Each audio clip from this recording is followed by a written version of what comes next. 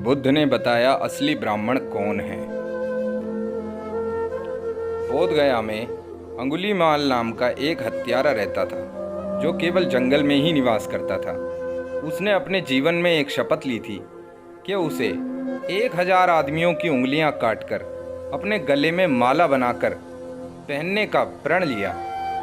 जो भी इंसान जंगल की तरफ जाता उसकी उंगलियां काटकर वह अपने गले में माला बनाकर पहन लेता। अब तक उसने 999 लोगों की उंगलियों की माला बनाकर गले में धारण कर ली। बस केवल एक आदमी ही है बचा हुआ था। वह अपनी माँ की भी उंगली काट सकता था, परंतु उसने ऐसा नहीं किया। गौतम बुद्ध उस जंगल में जाने लगते हैं।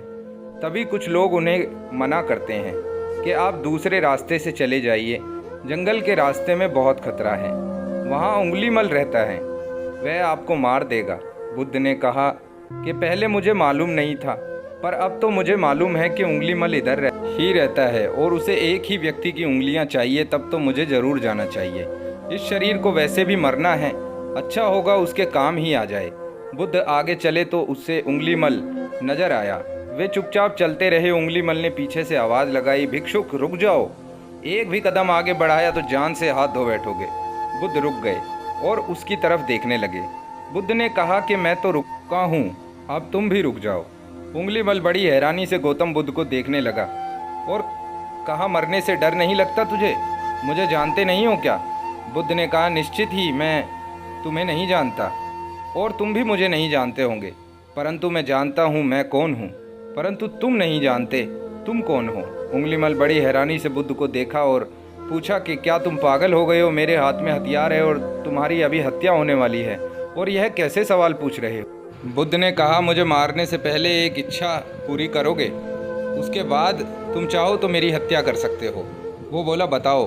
बुद्ध ने कहा, मुझे कुछ पेड़ के पत्ते चाहिए। उंगलीमल ने अपना फरसा उठाया और एक डाली को काट दिया। बुद्ध ने कहा, बस अब यह डाली वापस पेड़ से जोड़ दो। उंगलीमल हंसने लगा और बुद्ध से कहा कि तुम निश्चित ही पागल हो, डाली काटने के बाद कैसे जोड़ी जा सकती है? तभी बुद्ध ने उंगलीमल को समझाया कि जिस डाली को वापस जोड़ने का सामर्थ्य नहीं हो उसे काटने का भी कोई अधिकार नहीं है। आज तक न जाने तुमने कितने लोगों की हत्या की है, परंतु क्या एक चींटी को भी वापस जिंदा कर सकते हो? उंगलीमल को बुद्ध की बात समझ में आ गई और उनके चरणों में झुक गया। बुद्ध ने उंगलीमल को खड़ा किया और अपना शिष्य कहकर पुकारा। बुद्ध ने कहा कि खड़े हो जाओ भिक्षु। उंगलीमल ने कहा कि आपने मुझे भिक्षु कहा, पर मैंने तो दीक्षा ली ही नहीं। गौतम बुद्ध बोले कि मैं तुम्हें दीक्षा दे चुका हूँ, क्योंकि तुम एक पात्र हो और दीक्षा प्राप्त कर चुके हो। आओ मेरे साथ चलो। उंगलीमल को बुद्ध नगर में लेकर आए और उंगलीमल को देखकर लोग डर गए और हैरान होकर अपने घरों में घुस गए। उनमें से कुछ लोगों ने घर की छत पर जाकर उंगलीमल को पत्थर भी फेंक कर मारे।